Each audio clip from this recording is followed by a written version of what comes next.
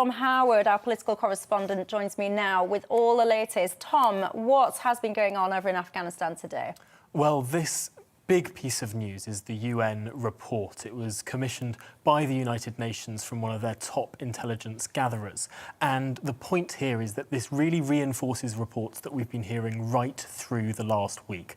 Despite what the Taliban have been saying in their flashy and well PR-managed press conferences, the reality on the ground is very, very different. And despite the Taliban saying that they're a different kind of force than the one that existed from 1996 to 2001, what we're seeing on the ground is that this is a group going door to door, trying to root out those who helped British forces, American forces and other NATO forces, and putting them on lists ready to be tortured and possibly killed. We know that when they were in power last, regularly people who they viewed as enemies of the regime would be publicly stoned. This is the kind of medieval torture and callousness that we're beginning to see creep back into Afghan life. Yeah, and I mean, is anyone actually falling for this whole kind of, oh, I've changed, we've changed? Because you wouldn't need to have changed. You would have need to literally have had a personality transplant, plus a whole set of different beliefs implanted into you. So how is it even possible that people would be thinking, well, maybe we should give them a chance?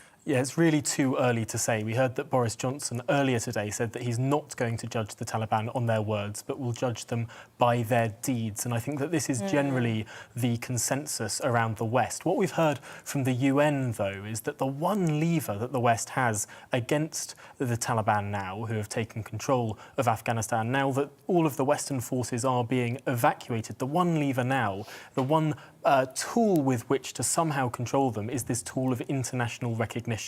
Now, the West will not grant the Taliban international recognition if they are behaving exactly as they did last time they controlled that country. And of course, the reason why the Taliban have been deploying these sort of flashy Western-style PR tactics is because they're desperate for international legitimacy. That, so far, however, is being withheld.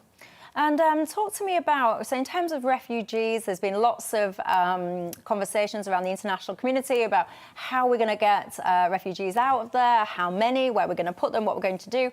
But what is happening slightly closer to in Afghanistan, all of the neighbouring countries there? What's it looking like with those guys? It's a very patchy picture. Of course, there are countries that have allied themselves to the Taliban regime who will not be helping those trying to flee the despotic kind of Islamism that is being imposed upon that country. But there are others, for example, India, that have been talking to the UK about how we're going to share this burden. Dominic Raab had a phone call just yesterday with his counterpart in India, but also Pakistan have been reopening refugee camps. So it's likely that because Pakistan shares a large border with Afghanistan, they will take quite a considerable burden. But there'll be other countries in the region What about that do next to Turkey? nothing. President Erdogan's had a few things to say today, hasn't he? He certainly has, and Turkey really don't want to see the same sort of situation that they were beset by with the refugee crisis in Syria. Of course, Syria, a country that borders Turkey, they were beset by large problems, and also that vector of movement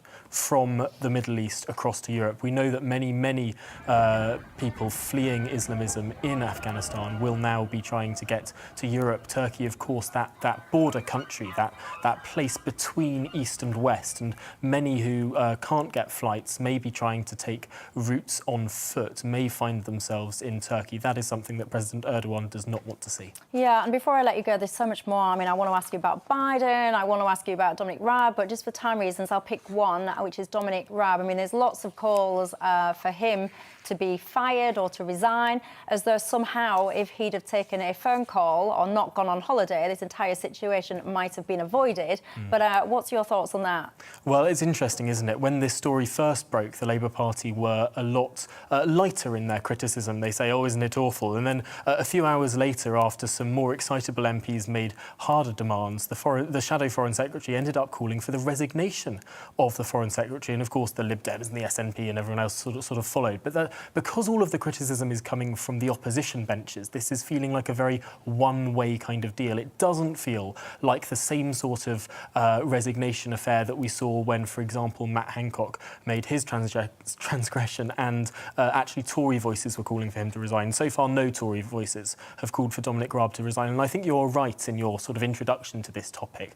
Are we really expecting that a solitary phone call on on the Friday from the UK Foreign Secretary would have changed anything on the ground at a time when the Afghan president was busily packing his bags, trying to flee the country, taking around $160 million with him? Would he suddenly stop doing that to pick up the phone to the UK Foreign Secretary and say, actually, you know what, I'll abandon my fleeing attempts and organise safe passage to the airport? I think it's unlikely. Yeah, and I find it really annoying, Tom, I've got to say, like these kind of huge crises explode and then we instantly get the political point scoring. And I mean, come on, people's lives are in danger. There's no easy answers. There's no quick wins. If there were, then of course they would have been done by now. But for now, Tom Harwood, thank you very much for your update.